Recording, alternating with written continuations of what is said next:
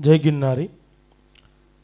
राजस्थान से हमारे ऋषि कुमार राहुल ऋषि का प्रश्न है कि क्रोध को कैसे जीते।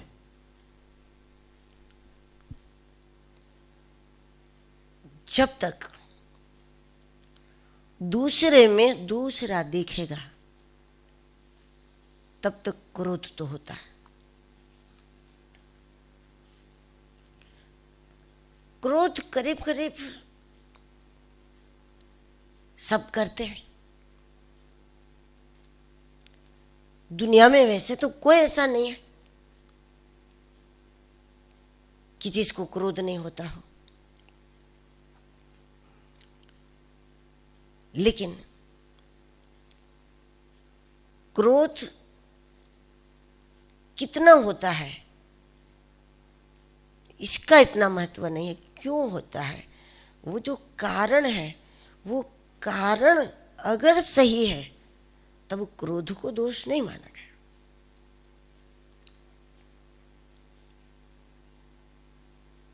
कल्याण में क्रोध भी होता है, किसी के हित के लिए भी क्रोध होता है।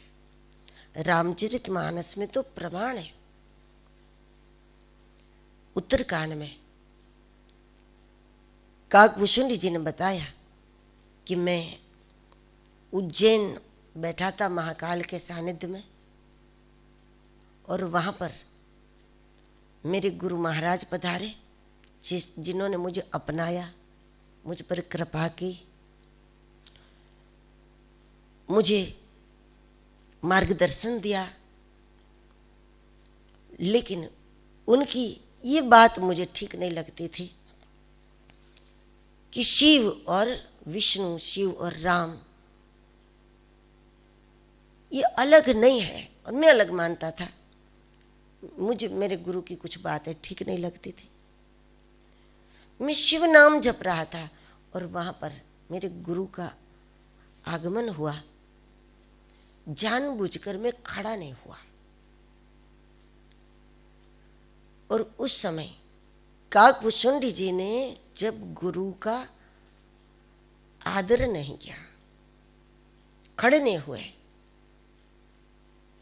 तो गुरु ने क्रोध नहीं किया।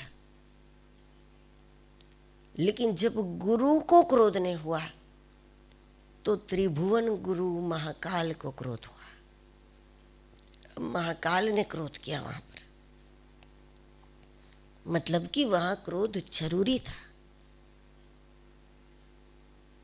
शिष्य के जीवन का निर्माण तब गुरु भी नहीं कर सकता अगर गुरु क्रोध न करे।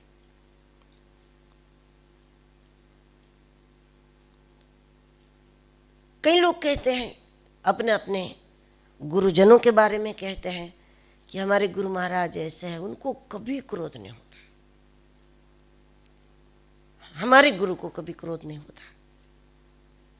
तो इसका मतलब यह है कि शायद उसने उनके गुरु को क्रोध करते हुए कभी देखा नहीं, कभी ऐसा योग नहीं आया कि उनका क्रोध हुआ हो रही है, ऐसा योग नहीं बना होगा, या कोई भी कारण हो। उनका क्रोध करने का तरीका कुछ अलग होगा। कुछ लोग बोलकर क्रोध करते हैं, कुछ लोग न बोलकर क्रोध करते हैं, बोलना ही बंद कर देते हैं। इतना गुस्सा आ जाता है कि फिर वो बात करना ही बंद कर देते हैं। वो भी तो हुआ ना, क्रोध ही तो हुआ।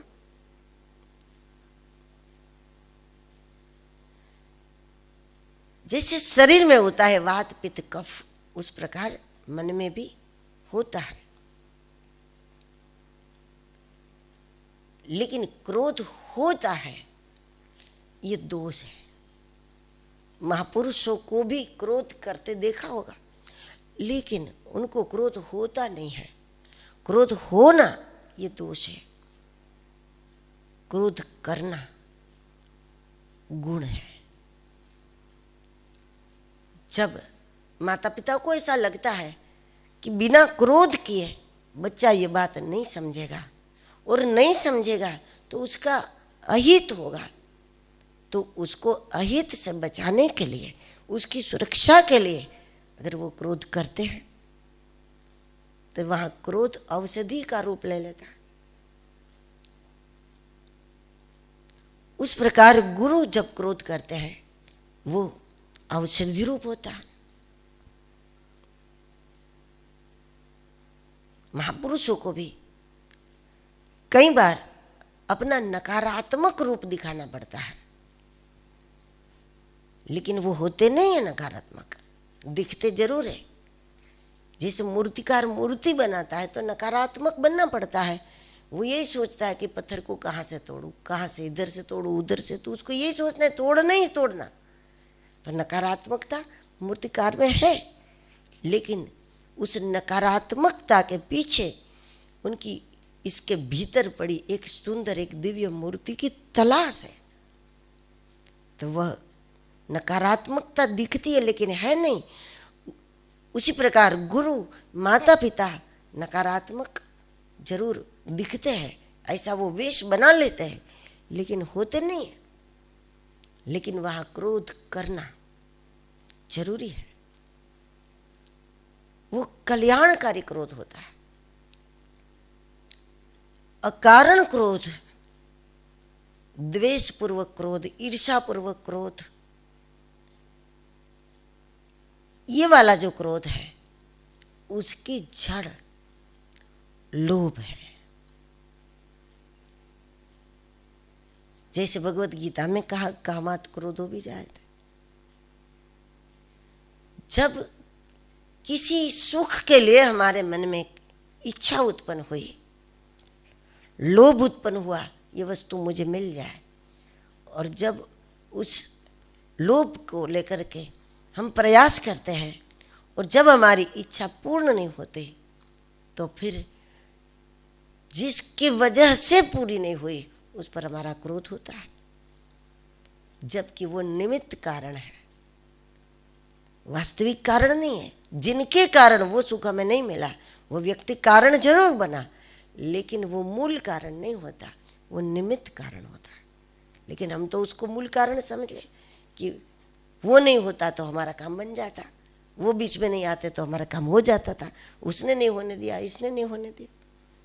इस प्रकार जब हमारी इच्छा पूर्ण नहीं होती तो क्रोध होता है। तो लोभ ही जड़ है। जाहि विधि राखे राम ताहि विधि रही है, उसमें अगर रहना आ जाता है, अगर लोभ को जीत ले तो फिर क्रोध को उठने वो पैदा ही नहीं होता, जन्म ही नहीं होता क्रोध का। लेकिन उसके बावजूद भी जो क्रोध होता है वो तो कल्याणकारी क्रोध होता है, उसको दोष नहीं मान सकते हम।